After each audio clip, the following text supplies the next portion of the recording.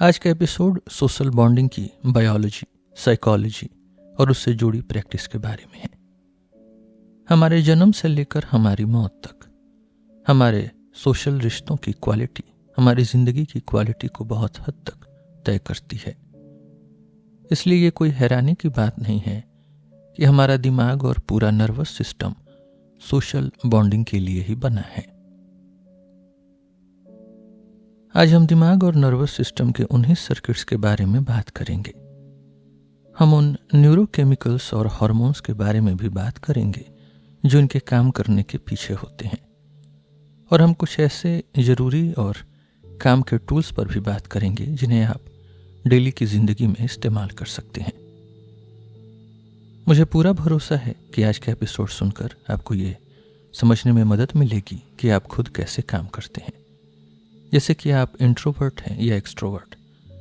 ऐसा क्यों होता है? पता चलता है कि इसके पीछे न्यूरोकेमिकल वजह हो सकती है। माने या न माने, अब इसके पीछे बायोलॉजी भी मानी जा रही है और इस पर बहुत अच्छी पीयर रिव्यूड रिसर्च मौजूद है। बायोलॉजी की एक जरूरी बात खासकर सोशल बॉन्डिंग के मामले में ये है कि दिमाग के सर्किट्स यानी दिमाग के हिस्से न्यूरॉन्स और हार्मोन्स जैसे ऑक्सीटोसिन और दिमाग व शरीर के दूसरे केमिकल्स जो सोशल बॉन्डिंग के लिए जिम्मेदार हैं, वो किसी एक खास रिश्ते के लिए अलग नहीं होते। ये सब जनरल होते हैं यानी जेनेरिक। मतलब ये कि वही दिमागी सर्किट्स जो माता पिता और बच्चे के बीच बॉन्ड बनाते हैं वही रोमांटिक रिश्तों में भी इस्तेमाल होते हैं। सोशल बॉन्डिंग की बात करने से पहले मैं उसके उल्टे पहलू की बात करना चाहता हूं, यानी सोशल बॉन्डिंग की कमी या सोशल आइसोलेशन। कई लोगों को अकेले रहना अच्छा लगता है, लेकिन जब हम सोशल आइसोलेशन की बात करते हैं तो उसका मतलब होता है जब इंसान या जानवर को उन सोशल कॉन्टैक्ट से दूर रखा जाए जो वो चाहता है। इस रिसर्च से जो बड़ी बातें सामने आई हैं, जो 100 साल से भी ज़्यादा पुरानी हैं, वो ये है कि सोशल आइसोलेशन स्ट्रेस बढ़ाता है। सोशल आइसोलेशन की एक बड़ी पहचान ये है कि स्ट्रेस हार्मोन्स लंबे समय तक ज़्यादा बने रहते हैं, जैसे एड्रेनलिन, जिसे एपिनेफ्रिन भी कहते हैं, और कॉर्टिजोल। कॉर्टिजोल एक स्ट्रेस हार्मोन है जो सही लेवल पर अच्छा होता है। ये सूजन यानी इन्फ्लेमेशन कम करता है, सुबह एनर्जी देता है और दिन भर फोकस बनाए रखने में मदद करता है। लेकिन अगर कॉर्टिजोल बहुत लंबे समय तक ज़्यादा रहे, जो कि सोशल आइसोलेशन में होता है, तो इम्यून सिस्टम कमज़ोर पड़ जाता है। इसके साथ ही दिमाग और शरीर में ऐसे केमिकल्स निकलने लगते हैं जिनका काम होता है इंसान या जानवर को सोशल बॉन्ड ढूंढने के लिए प्रेरित करना। तो अगर आप सोशल आइसोलेशन में हैं और आपको लोगों से मिलने की चाह हो रही है, तो ये एक हेल्दी चाह है, एक हेल्दी क्रेविंग है। और आगे हम जानेंगे कि सोशल कांटेक्ट की ये हेल्दी चाह, ये हेल्दी क्रेविंग एक खास दिमागी सर्किट से जुड़ी होती है। इसकी एक खास न्यूरोकेमिकल सिग्नेचर होती है और इसमें कुछ ऐसे खास फीचर्स होते हैं जिनका इस्तेमाल आप हर तरह के सोशल रिश्तों में कर सकते हैं, जैसे भूख, जैसे टेम्परेचर, जैसे प्यास। वैसे ही हमारे दिमाग में सोशल होम्योस्टेसिस के लिए भी सर्किट होते हैं। होम्योस्टेसिस का मतलब होता है शरीर या सिस्टम का एक बैलेंस बनाए रखना। इसे समझने का सबसे आसान तरीका भूख का एग्जाम्पल है। अगर आप कुछ समय तक खाना नहीं खाते तो खाने की चाह बढ़ जाती है, खाने की क्रेविंग बढ़ जाती है। आप खाने के बारे में ज्यादा सोचते हैं, खाना बनाने का मन करता है, खाने पर पैसे खर्च करने का मन करता है और खाना ज्यादा अच्छा लगने लगता है। लेकिन जब पेट भरा होता है तो खाने की तलाश उतनी जोर से नहीं होती। यही होम्योस्टेसिस है। हर होम्योस्टेटिक सर्किट में कम से कम 3 हिस्से होते हैं। पहला होता है डिटेक्टर, यानी शरीर या आपके घर का थर्मोस्टेट ये पहचान सके कि आसपास क्या हो रहा है। सोशल बॉन्डिंग के मामले में ये देखना कि आप दूसरों से मिल रहे हैं या नहीं और वो रिश्ते अच्छे चल रहे हैं या नहीं। इसका पता लगाना जरूरी है। ये पहला हिस्सा है। दूसरा हिस्सा होता है कंट्रोल सेंटर। ये कंट्रोल सेंटर आपके बिहेवियर और आपकी सोच में बदलाव करता है। तीसरा हिस्सा होता है अफेक्टर। अफेक्टर ही असल में आपके व्यवहार को चलाता है। यही आपको सोशल मीडिया खोलकर स्क्रॉल करने के लिए मजबूर करता है। यही आपको किसी दोस्त को मैसेज करने के लिए प्रेरित करता है। तो फिर से ये 3 हिस्से होते हैं, डिटेक्टर, कंट्रोल सेंटर और अफेक्टर। और जैसा कि आप आगे जानेंगे, सोशल होम्योस्टेसिस को कंट्रोल करने वाले इस दिमागी सर्किट में एक चौथा हिस्सा भी होता है। ये चौथा हिस्सा हमें यह समझने में मदद करता है कि हम जो कर रहे हैं वो क्यों कर रहे हैं, और ये हमें किसी सोशल हायरार्की में हमारी जगह भी समझाता है। जब हम इंसानों की सोशल हायरार्की की बात करते हैं तो ये बहुत लचीली होती है, बहुत प्लास्टिक। मतलब एक जगह पर एक इंसान लीडर हो सकता है और दूसरी जगह पर कोई दूसरा इंसान लीडर हो सकता है। हायरार्की हमेशा बदलती रहती है। इसी वजह से सोशल बॉन्डिंग भी बहुत लचीली और फ्लूइड होनी चाहिए, ताकि आप एक माहौल से दूसरे माहौल में जाते समय चाहे लोग वहीं हों फिर भी खुद को ढाल सकें। सोशल होम्योस्टेसिस सर्किट में ये बदलाव एक खास दिमागी हिस्से से होते हैं। इसका नाम है प्रीफ्रंटल कॉर्टेक्स। हुबरमैन कहते हैं कि वो इसके बारे में पहले भी इस पॉडकास्ट में बात कर चुके हैं। इसे आप हमारी हाई लेवल सोच यानी हायर कॉन्शियसनेस का सेंटर कह सकते हैं। यही हिस्सा हमें चीज़ों को अपने तरीके से समझने और नाम देने की ताकत देता है। यानी हम सिर्फ मशीन की तरह इनपुट और आउटपुट नहीं होते, हम रोबोट नहीं हैं। सोशल होम्योस्टेसिस का डिटेक्टर ज़्यादातर 2 दिमागी हिस्सों से मिलकर बना होता है। एक है ACC यानी एंटीरियर सिंगुलेट कॉर्टेक्स, दूसरा है BLA यानी बेसोलेटरल अमिगडिला। जब आप अमिगडिला शब्द सुनते हैं तो शायद आपके दिमाग में डर आता है, फियर। लेकिन आज आप देखेंगे कि अमिगडिला के अंदर कई अलग अलग हिस्से होते हैं। BLA कुछ ऐसे व्यवहारों से जुड़ा होता है जिनमें हम किसी चीज या किसी इंसान से दूर जाना चाहते हैं। इसे अवर्सिव बिहेवियर कहते हैं, यानी कुछ चीजों या इंटरैक्शन से बचना। BLA डिटेक्टर सिस्टम का इतना जरूरी हिस्सा इसलिए है क्योंकि जितना जरूरी हेल्दी सोशल बॉन्ड बनाना है, उतना ही जरूरी अनहेल्दी सोशल बॉन्ड से बचना भी है। तो डिटेक्टर में हमारे पास ACC और BLA होते हैं। ये हिस्से ज्यादातर चीजों से दूर जाने से जुड़े होते हैं, हालांकि कभी कभी पास जाने से भी जुड़े होते हैं।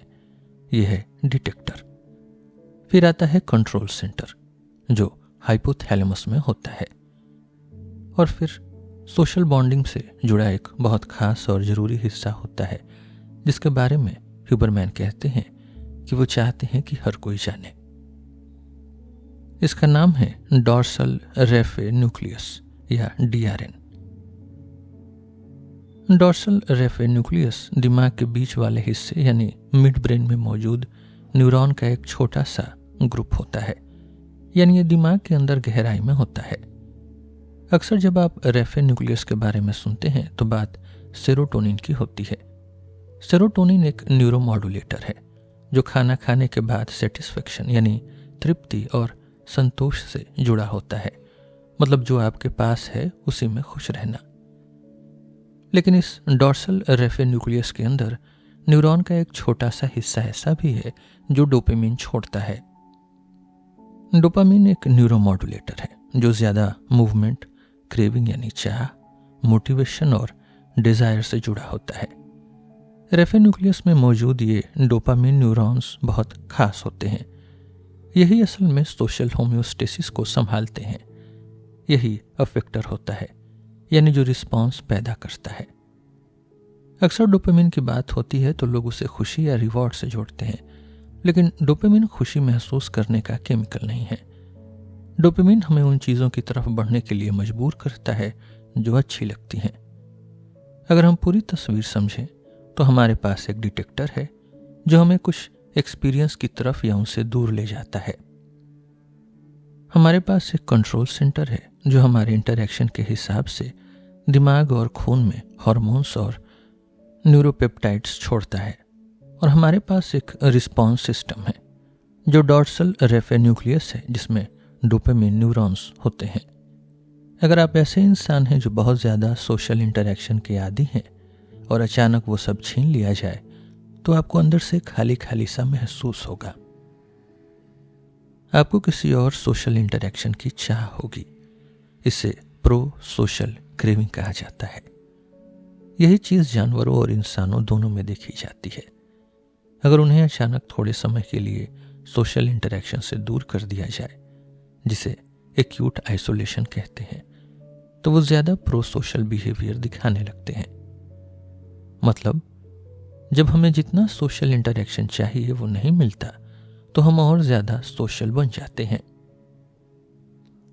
लेकिन अगर कोई इंसान लंबे समय तक सोशल आइसोलेशन में रहे, यानी बहुत समय तक लोगों से मिले ही नहीं, तो वो धीरे धीरे ज़्यादा इंट्रोवर्ट बन जाता है।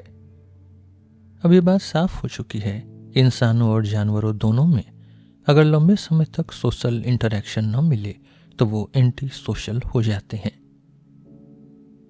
ये सोशल होम्योस्टेसिस सर्किट इस तरह काम करता है कि जब हमें बहुत लंबे समय तक सोशल इंटरैक्शन नहीं मिलते तो धीरे धीरे हमारी सोशल इंटरैक्शन की क्रेविंग, हमारी चाह भी कम होने लगती है। अब आइए सोशल होम्योस्टेसिस को इंट्रोवर्जन और एक्सट्रोवर्जन के नज़रिए से समझते हैं। आमतौर पर जब हम इंट्रोवर्ट्स की बात करते हैं तो हमारे दिमाग में पार्टी में चुप रहने वाले इंसान आते हैं, या ऐसे लोग जो बाहर जाना ही नहीं चाहते। और जब हम एक्सट्रोवर्ट की बात करते हैं तो हमें बहुत सोशल इंसान याद आता है, जो सबसे बात करता है, जिसे सोशल इंटरैक्शन पसंद होते हैं, जो बहुत बातें करता है और जो पार्टी की जान होता है। लेकिन साइकोलॉजी की किताबों में इसे ऐसे नहीं देखा जाता। अगर हम इंट्रोवर्जन और एक्सट्रोवर्जन को सोशल होम्योस्टेसिस सेट पॉइंट से देखें और डोपामिन को वो केमिकल माने जो हमें सोशल इंटरैक्शन ढूंढने के लिए मोटिवेट करता है, तो हम एक बात समझ सकते हैं। इंट्रोवर्ट ऐसे लोग होते हैं जिन्हें कुछ खास तरह के सोशल इंटरैक्शन में डोपामिन ज़्यादा रिलीज होता है, हाँ, एक्सट्रोवर्ट से भी ज़्यादा।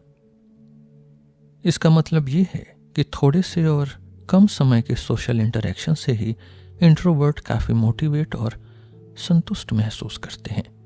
उन्हें अच्छा महसूस करने के लिए ज़्यादा सोशल इंटरैक्शन की ज़रूरत नहीं होती। वहीं एक्सट्रोवर्ट के मामले में एक सोशल इंटरैक्शन पर डोपामिन कम रिलीज होता है, इसलिए उन्हें अच्छा और भरा भरा महसूस करने के लिए काफ़ी ज़्यादा सोशल इंटरैक्शन चाहिए होते हैं।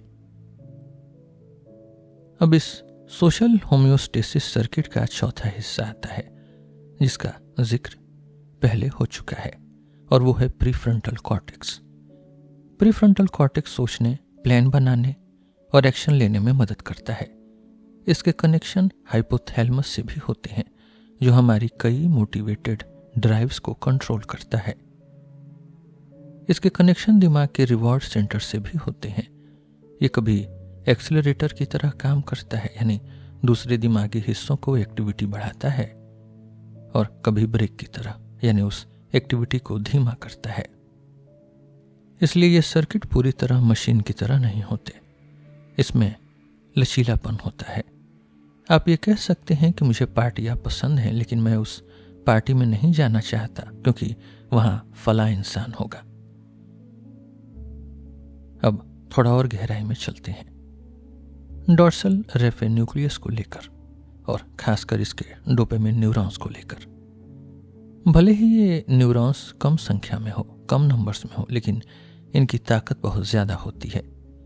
यही डॉर्सल रेफे न्यूक्लियस और इसके डोपामिन न्यूरॉन्स सोशल फ्रेंडशिप और हर तरह के सोशल बॉन्ड की बुनियाद होते हैं।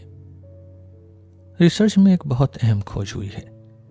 इस पेपर का नाम है dorsal raphe dopamine neurons social isolation के एक्सपीरियंस को दिखाते हैं। यह स्टडी काई की लैब से आई है। उन्होंने डॉर्सल रेफे न्यूक्लियस के डोपामिन न्यूरॉन्स को खास तौर पर एक्टिव किया।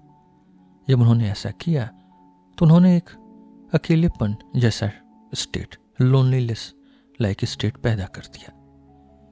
उन्हें कैसे पता चला कि ये अकेलापन था? उन्हें इसलिए पता चला क्योंकि इससे सोशल कनेक्शन ढूंढने की क्रेविंग, वो इच्छा बढ़ गई।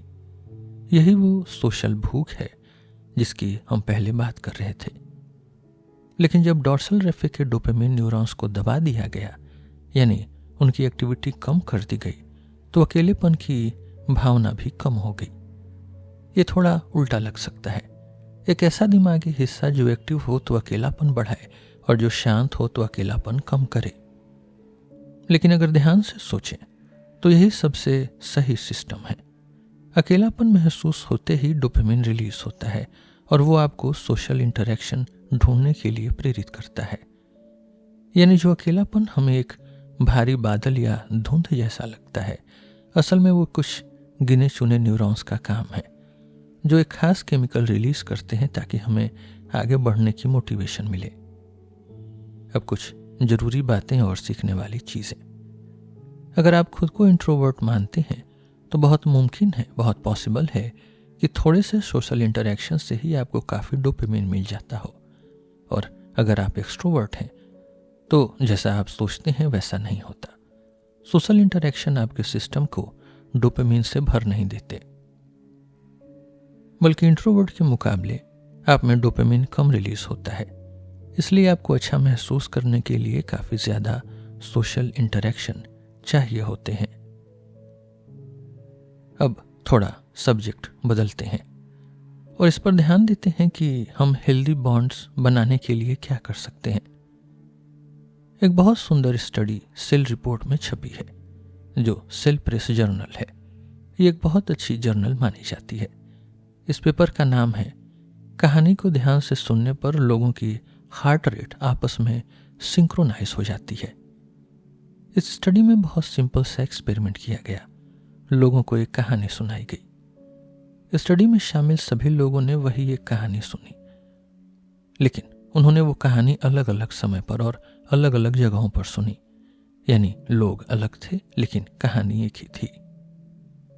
रिसर्चर्स ने उनकी हार्ट रेट मेजर की, उनकी सांस लेने की रफ्तार यानी ब्रीदिंग मेजर की और ऐसे ही दूसरी चीजें भी देखी। अब सवाल ये था कि ऐसा करने की जरूरत क्यों पड़ी। दरअसल बहुत समय से रिसर्च ये दिखाती आई है कि हमारी बॉडी की चीजें जैसे हार्ट रेट, सांस लेना और स्किन कंडक्टेंस यानी पसीना आना, ये सब अलग अलग लोगों में आपस में सिंक हो सकती हैं। और ये सिंक होना कई अलग अलग वजहों से हो सकता है। इस स्टडी में ये पाया गया कि जब लोग एक ही कहानी सुनते हैं, भले ही अलग अलग समय पर, तो उनकी हार्ट रेट आपस में सिंक होने लगती है। हम ये भी जानते हैं कि दो लोगों के बीच बॉन्ड कितना गहरा है ये इस बात से जुड़ा होता है कि उनकी बॉडी कितनी ज्यादा सिंक होती है। सीधे शब्दों में कहें तो जब आपकी बॉडी एक जैसी फील करती है तो आप सामने वाले से ज्यादा जुड़ाव, ज्यादा कनेक्शन महसूस करते हैं। तो ये पूरा मामला थोड़ा गोल गोल घूमता है। जब आप किसी के करीब महसूस करते हैं तो आपकी बॉडी सिंक होती है और उल्टा भी सही है। जब आपकी बॉडी सिंक होती है तो आप सामने वाले के करीब महसूस करने लगते हैं। ये बात साफ दिखती है कि दिमाग और शरीर एक दूसरे से जुड़े हुए हैं। जो हम सोचते हैं, जो हम सुनते हैं, जो हम महसूस करते हैं, वो हमारी हार्ट बीट, हमारी सांसों पर असर डालता है। और हमारी हार्ट बीट और हमारी सांसें भी हमारी सोच और मन की हालत को बदलती हैं। इस मामले में जब हार्ट रेट सिंक होती है तो ये कुछ खास तरह के सोशल बॉन्ड को मजबूत करती है। अब आप इसका इस्तेमाल कैसे कर सकते हैं? देखिए, अक्सर लोग ये सोचते हैं कि किसी से बस मिल लेना या बात कर लेना अपने आप बॉन्ड बना देगा, लेकिन कई बार ऐसा नहीं होता। कई सोशल इंटरेक्शन में किसी से सीधी बात हमें इतना करीब महसूस नहीं कराती, बल्कि असली चीज होती है शेयर्ड एक्सपीरियंस। और शेयर्ड एक्सपीरियंस का मतलब होता है शेयर्ड फिजियोलॉजी।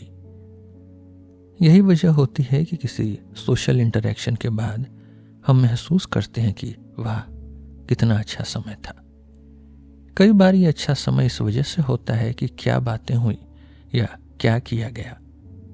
लेकिन ज़्यादातर मामलों में अच्छा एक्सपीरियंस इसलिए होता है क्योंकि बॉडी का एक्सपीरियंस अच्छा था और वो एक्सपीरियंस दोनों के लिए एक जैसा था। अब तक हम सोशल बॉन्डिंग को उन न्यूरल सर्किट्स के जरिए समझ रहे थे जो पहले से बने हुए होते हैं, लेकिन जो न्यूरल सर्किट्स बड़े होने पर रोमांटिक रिश्तों, दोस्ती या दूसरे सोशल बॉन्ड के लिए काम करते हैं, वो असल में हमारे विकास, हमारे डेवलपमेंट के समय ही बन जाते हैं।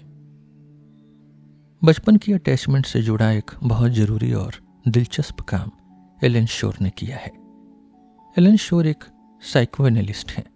उन्हें बचपन और बड़ों दोनों में अटैचमेंट की न्यूरोबायोलॉजी की गहरी समझ है।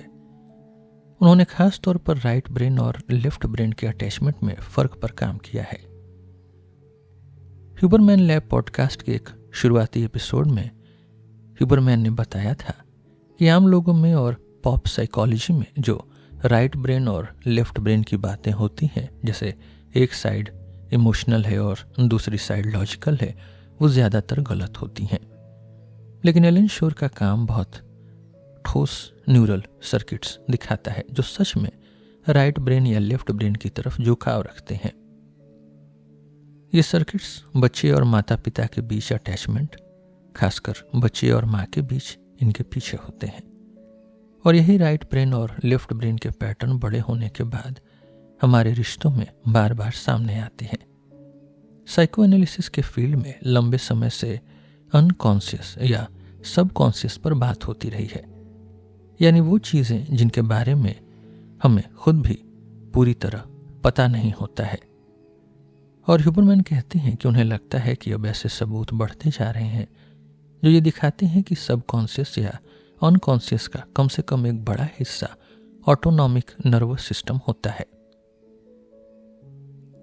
ऑटोनॉमिक नर्वस सिस्टम हमारे नर्वस सिस्टम का वो हिस्सा है जो अपने आप होने वाली चीज़ों को कंट्रोल करता है, जैसे हमारी सांस अपने आप चलना, हार्ट रेट, स्किन कंडक्टेंस यानी पसीना आना और आंखों की पुतलियों का साइज यानी प्यूपिल साइज।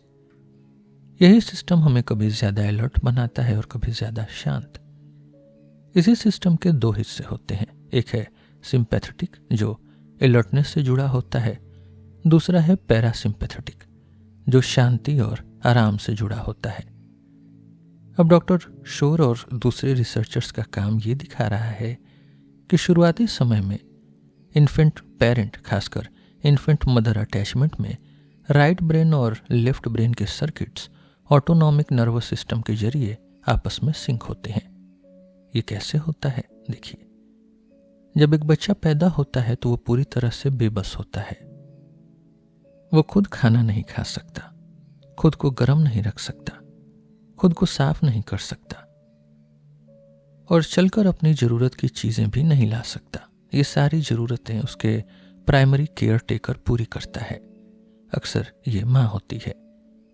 ह्यूबरमैन कहती हैं कि वो जानते हैं कि कुछ एक्सेप्शंस भी होते हैं, लेकिन ज़्यादातर मामलों में यही होता है। अब ब्रेन इमेजिंग स्टडीज़ दिखा रही हैं कि जब माँ और बच्चा एक दूसरे के साथ होते हैं तो उनके दिमाग में क्या होता है। इन स्टडीज़ में देखा गया है कि माँ और बच्चे के बीच का फिजिकल कांटेक्ट, माँ और बच्चे की सांसें, उनकी हार्ट रेट और यहाँ तक कि उनकी आंखों की पुतलियों का साइज भी आपस में सिंक होने लगता है। मतलब ये कि माँ बच्चे के ऑटोनॉमिक नर्वस सिस्टम को कंट्रोल कर रही होती है और बच्चा भी माँ के ऑटोनॉमिक नर्वस सिस्टम को प्रभावित करता है। बच्चे की एक हल्की सी आवाज़ या रोना, खासकर स्ट्रेस वाला रोना, माँ के ऑटोनॉमिक नर्वस सिस्टम को तुरंत बदल देता है। अब जैसे जैसे हम बड़े होते हैं, पेरेंट चाइल्ड रिश्ते में एक और सिस्टम काम करने लगता है। यही सिस्टम भाई बहन के रिश्तों में भी काम करता है और यह है लेफ्ट ब्रेन सिस्टम, जैसा कि एलन शोर ने बताया है। ये इमोशनल बनाम रेशनल की बात नहीं है, ये बात है ऑटोनॉमिक बॉन्डिंग और ज़्यादा कॉन्शियस बॉन्डिंग की। लेफ्ट ब्रेन साइड पर ज़्यादा सॉलिड और लॉजिकल कहानियों या नैरेटिव्स को समझा जाता है और यहाँ ये दोहराना जरूरी है कि एक साइड इमोशनल और दूसरी साइड रेशनल होती है। ये सोच सही नहीं है। असल में लेफ्ट ब्रेन सर्किट्स उसी तरह की बॉन्डिंग में ज्यादा शामिल होते हैं जो प्रेडिक्शन और रिवॉर्ड से जुड़ी होती हैं। मतलब ये कि बॉन्ड बनाने के लिए दो सर्किट्स साथ साथ काम करते हैं। ये दोनों सर्किट्स बचपन में ही बन जाते हैं और ये न तो सिर्फ इमोशनल होते हैं और न ही सिर्फ रैशनल, ये दोनों का मेल होते हैं। न्यूरोबायोलॉजी की इमेजिंग स्टडीज ये साफ दिखा रही हैं कि जब लोग एडोलेसेंस यानी किशोर अवस्था, एडल्टहुड और बुढ़ापे यानी एल्डरली ईयर्स में आगे बढ़ते हैं तो वही सर्किट्स जो बचपन में बने थे दूसरे तरह के रिश्तों के लिए फिर से इस्तेमाल होते हैं। और अगर किसी इंसान से, खासकर रोमांटिक पार्टनर के साथ पूरा और गहरा बॉन्ड बनाना है तो दो चीजें बहुत जरूरी हैं। एक, शरीर का आपस में सिंक होना और दूसरा, इन ज्यादा प्रेडिक्टिव और सोच से जुड़े सर्किट्स का भी सिंक होना। इस जानकारी का इस्तेमाल क्लिनिकल साइकोलॉजी और न्यूरोबायोलॉजी की रिसर्च में किया जा रहा है। अब यह समझा जा चुका है कि एम्पैथी के दो तरह होते हैं। एक है इमोशनल एम्पैथी, यानी सामने वाला जो महसूस कर रहा है उसे सच में महसूस करना।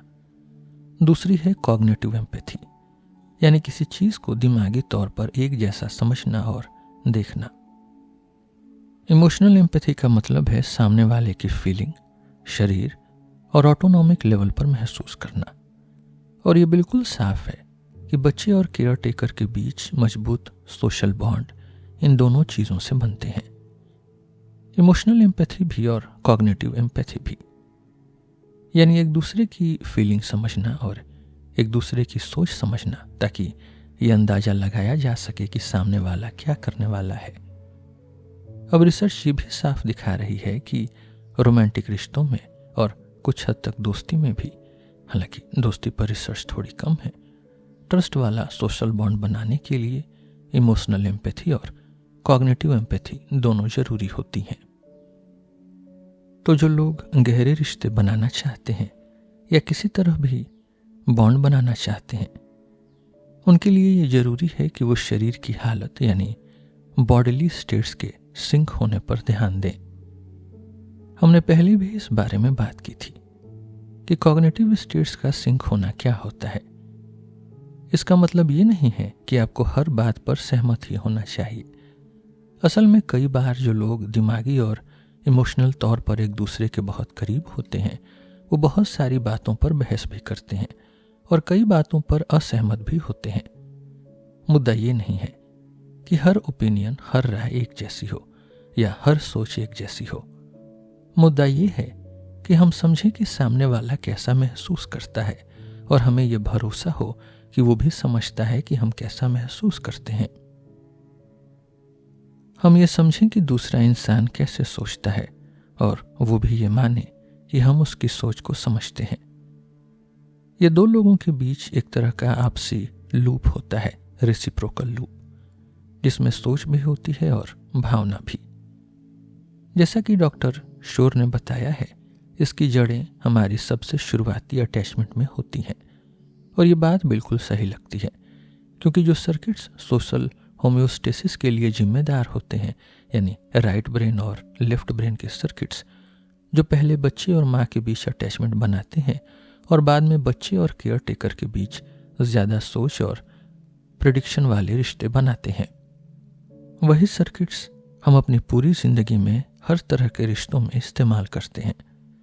और मैं ये भी कहना चाहता हूँ कि अगर आप ये सोच रहे हैं कि आपका बचपन का केयर टेकर रिश्ता ज़्यादा अच्छा नहीं था तो आप अकेले नहीं हैं।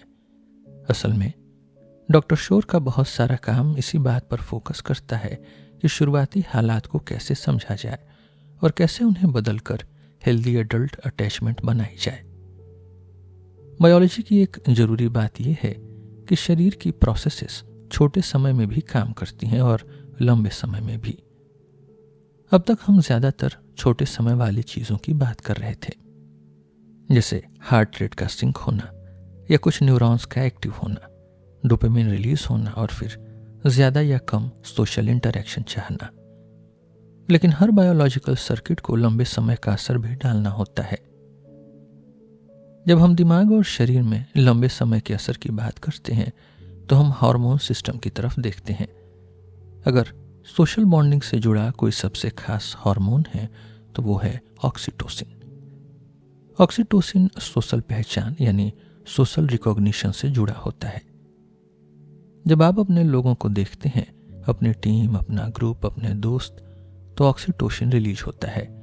ये तब भी होता है जब आप उन्हें छूते भी नहीं हैं। ऑक्सीटोसिन पेयर बॉन्डिंग से भी जुड़ा होता है, यानी वो एहसास कि ये मेरा इंसान है और मैं इसका इंसान हूं। ऑक्सीटोसिन ईमानदारी से भी जुड़ा होता है। मानिए या न मानिए, कुछ एक्सपेरिमेंट्स में ये देखा गया है कि अगर लोगों को ऑक्सीटोसिन स्प्रे से दिया जाए तो वो ज़्यादा ईमानदार और खुलकर बात करने लगते हैं। जिन इंटरेक्शन में ऑक्सीटोसिन सबसे ज़्यादा रिलीज होता है, उनमें सबसे पहली बात यह होती है कि वो लोग एक दूसरे को बहुत करीबी मानते हों। अक्सर वो लोग फिजिकली करीब होते हैं, अक्सर वो एक दूसरे के शरीर के बहुत पास होते हैं। ऑक्सीटोसिन का लेवल इस बात पर निर्भर करता है कि लोग कितने करीबी हैं। सिर्फ अपने बच्चे को देखना या उसकी खुशबू महसूस करना माँ में ऑक्सीटोसिन रिलीज कर सकता है, और बच्चे में भी माँ की वजह से ऑक्सीटोसिन रिलीज होता है। रोमांटिक पार्टनर्स में फिजिकल कांटेक्ट से ऑक्सीटोसिन और ज़्यादा बढ़ता है।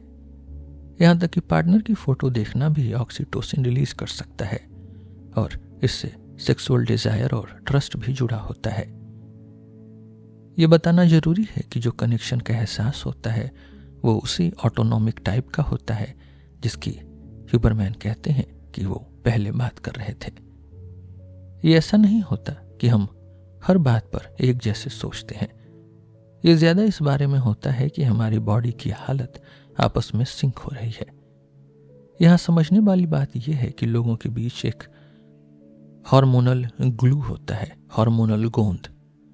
चाहे वो बच्चा और माँ हो, दोस्त हो, टीममेट्स हो या रोमांटिक पार्टनर्स, और वो हार्मोनल ग्लू, वो हार्मोनल गोंद है ऑक्सीटोसिन। अब तक हमने सोशल बॉन्डिंग की बायोलॉजी, न्यूरल सर्किट्स, न्यूरोकेमिस्ट्री और न्यूरो एंडोक्रिनोलॉजी के बारे में बहुत कुछ समझा है। अब कुछ जरूरी बातें साफ करते हैं जो हर सोशल बॉन्ड में होती है। सबसे पहली बात, हर सोशल बॉन्ड में इमोशनल एम्पैथी और कॉग्निटिव एम्पैथी दोनों हो सकती हैं। अगर आप किसी भी तरह का रिश्ता बनाना या गहरा करना चाहते हैं तो इमोशनल एम्पैथी पर ध्यान देना जरूरी है। इमोशनल एम्पैथी का मतलब है ऑटोनॉमिक एक्सपीरियंस शेयर करना, हार्ट रेट, सांस और दूसरी बॉडी की चीज़ों का सिंक होना। इसे सबसे अच्छे तरीके से एक्सटर्नल चीज़ों पर ध्यान देकर किया जा सकता है, जैसे कहानी, म्यूजिक, स्पोर्ट्स या कोई और एक्सपीरियंस जो बाहर से आए और अंदर की हालत को सिंक करे। गहरे रिश्ते बनाने का दूसरा हिस्सा है कॉग्निटिव एम्पैथी। कॉग्निटिव एम्पैथी का मतलब हर बात पर सहमत होना या हर चीज को बिल्कुल एक जैसा देखना नहीं है।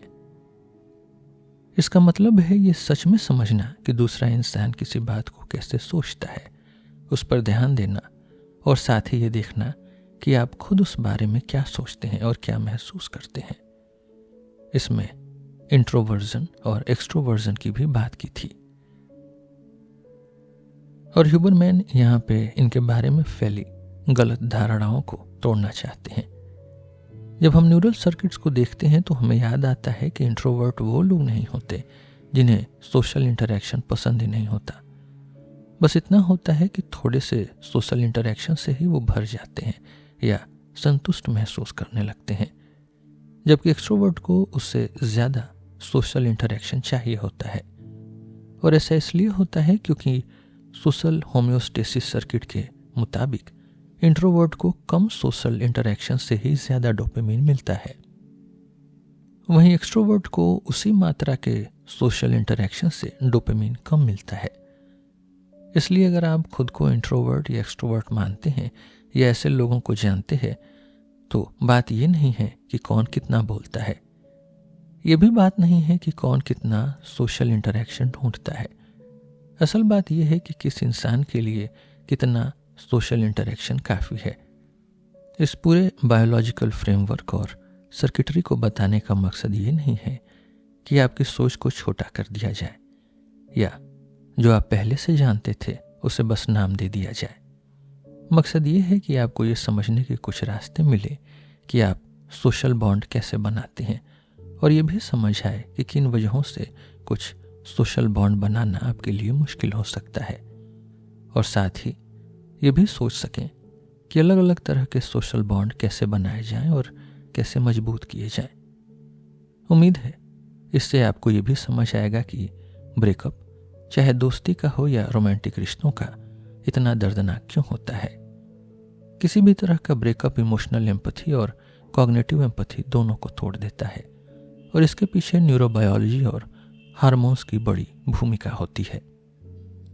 अगर हमारे डोपामिन का या ऑक्सीटोसिन का कोई बड़ा सोर्स अचानक हमारी जिंदगी से चला जाए तो ये नर्वस सिस्टम के लिए बहुत बड़ा झटका होता है। फेमस साइकोलॉजिस्ट और न्यूरोबायोलॉजिस्ट लिसा फील्डमैन बैरेट, इनकी एक बात ह्यूबरमैन को यहाँ याद आती है। वो कहती हैं कि हम सिर्फ अलग अलग इंसान नहीं हैं, हम नर्वस सिस्टम हैं जो दूसरे नर्वस सिस्टम को प्रभावित करते हैं, और दूसरे नर्वस सिस्टम हमें। यही सोचने का शायद सही तरीका है। इसलिए ये कोई हैरानी की बात नहीं है कि हर तरह के ब्रेकअप बहुत मुश्किल होते हैं, चाहे वजह कोई भी हो, किसी का कहीं चले जाना या किसी का एक रिश्ता छोड़ने का फैसला, या दोनों का मिलकर अलग होना। सोशल बॉन्ड हमारी स्पीसीज के लिए बहुत जरूरी है, चाहे वो सोशल मीडिया के जरिए दूर से हो या पास रहकर या फिजिकल कांटेक्ट के साथ।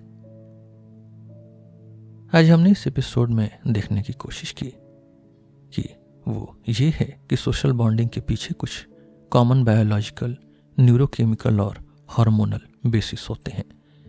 इसलिए भले ही ये चीज़ कॉम्प्लेक्स लगे और इसमें हमारी परवरिश, हमारी अपब्रिंगिंग, हमारे एम, हमारी लक्ष्य, हमारी हायरार्की और बहुत कुछ शामिल हों, फिर भी ये पूरी तरह बेहद उलझी हुई नहीं है, और इसी वजह से इसे समझा जा सकता है और इस पर काम किया जा सकता है। उम्मीद है कि आपको कुछ ऐसे रास्ते मिले हैं जिनसे आप सोशल बॉन्ड को समझ सकें और ऐसे रिश्तों की तरफ बढ़ सकें जो आपको ज़्यादा संतुष्टि और खुशी दें। तो ये एक मकसद था। दूसरा मकसद ये है कि अगर आप एक क्लिनिशियन हैं या बस ऐसे दोस्त या परिवार के सदस्य हैं जिनके पास लोग अपनी परेशानियों के समय आते हैं, तो आप ये जानकारी आगे बांट सकते हैं ताकि लोग समझ सकें कि वो ब्रेकअप के समय क्या महसूस कर रहे हैं, और ये भी समझ सकें कि प्यार में पड़ते समय, रिश्ते बनाते समय और रिश्तों की चुनौतियों में उनके साथ क्या हो रहा है। यही ह्यूबरमैन कहते हैं कि उनकी उम्मीद है, खासकर जब आप फेस्टिवल्स के समय और साल के अंत की तरफ बढ़ रहे हैं, तो उनकी उम्मीद है कि आप इस जानकारी को अपने तरीके से, अपने लिए सही तरीके से अपनी जिंदगी में इस्तेमाल करेंगे। आज के लिए बस इतना ही। हम फिर मिलेंगे आपसे एक नए एपिसोड में एक नए टॉपिक के साथ। मेरा नाम है रोहित और आप सुन रहे थे सिलेबस विद रोहित। धन्यवाद।